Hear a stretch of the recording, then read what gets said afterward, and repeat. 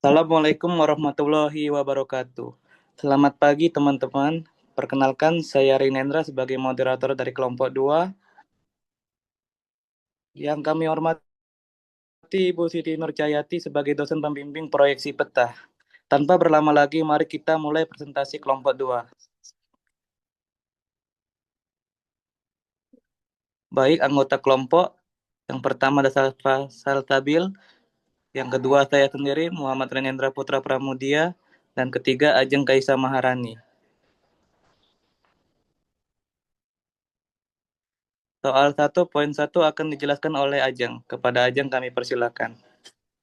Poin nomor 1, bagaimana distorsi berubah dengan jarak dari meridian pusat pada masing-masing proyeksi.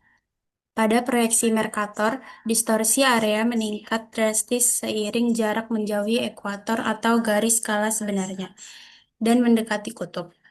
Daerah di dekat kutub atau misalnya Greenland dan Antartika terlihat jauh lebih besar dari ukuran sebenarnya.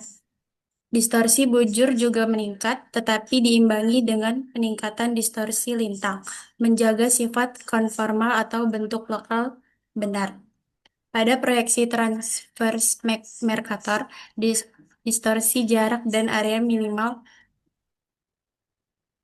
di sepanjang meridian sentral yang dipilih atau dua garis sekan paralel paralel di dekatnya dalam implementasi seperti UTM. Distorsi meningkat seiring jarak menjauhi meridian sentral tersebut ke arah timur atau barat.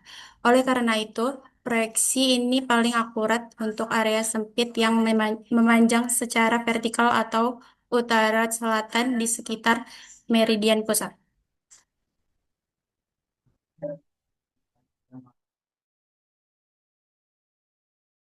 Baik, selanjutnya soal nomor 1.2 akan dijelaskan oleh Safa. Kepada Safa kami persilakan. Poin kedua yaitu dalam kondisi apa masing-masing proyeksi lebih baik digunakan.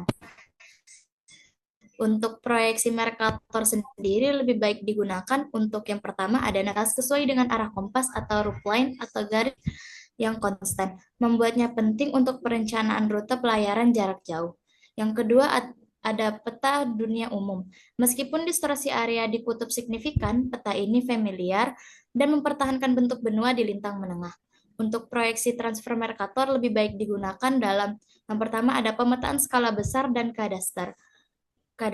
Proyeksi ini memberikan akurasi tinggi untuk peta topografi, survei tanah, dan pemetaan kadastar di area lokal hingga regional. Yang kedua, sistem koordinat regional atau nasional. Sistem Universal Transfer Mercator atau UTM membagi dunia menjadi zona-zona sempit atau 6 derajat bujur dan menerapkan proyeksi transfer Mercator untuk setiap zona, menjaga distorsi tetap minimal dalam setiap zonanya. Yang ketiga ada wilayah yang memanjang utara sampai selatan, ideal untuk negara atau wilayah yang orientasi geografisnya.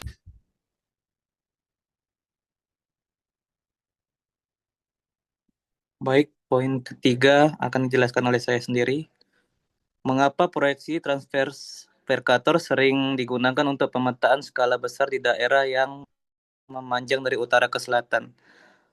Proyeksi transfer Mercator sangat cocok untuk daerah yang memanjang dari utara ke selatan karena proyeksi ini menempatkan meridian sentral atau garis dengan distorsi minimal di tengah-tengah wilayah tersebut.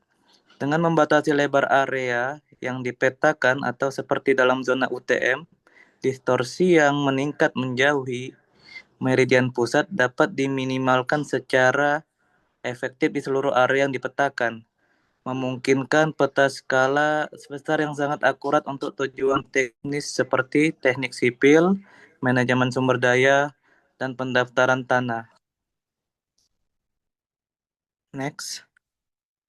Soal 2.1 akan dijelaskan oleh Ajeng. Kepada Ajeng dipersilakan.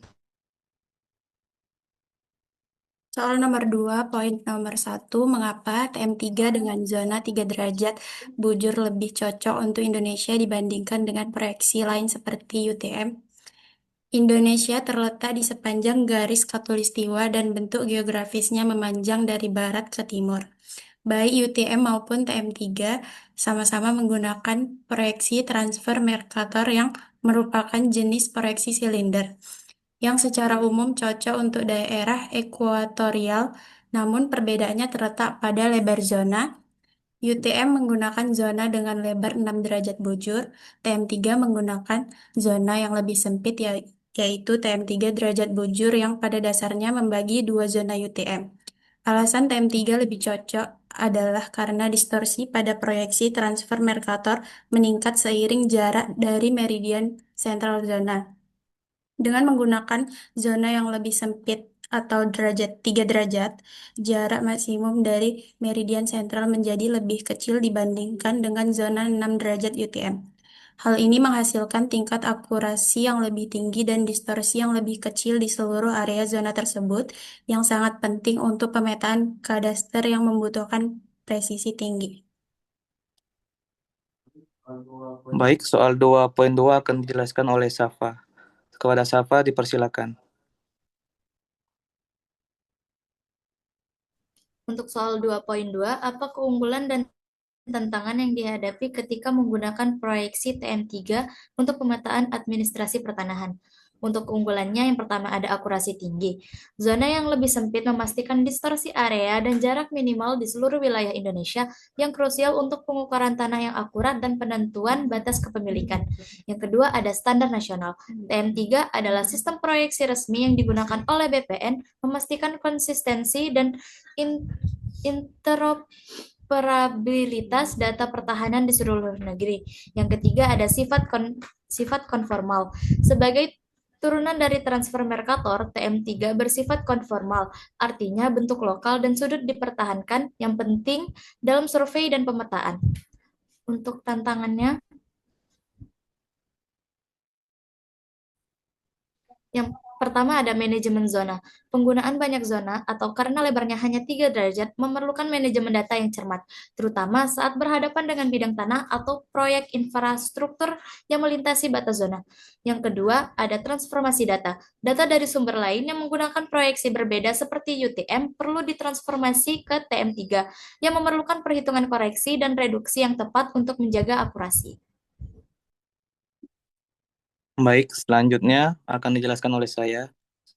Bagaimana proyeksi TM3 membantu mengurangi distorsi dalam pemetaan tanah di Indonesia, terutama untuk skala besar.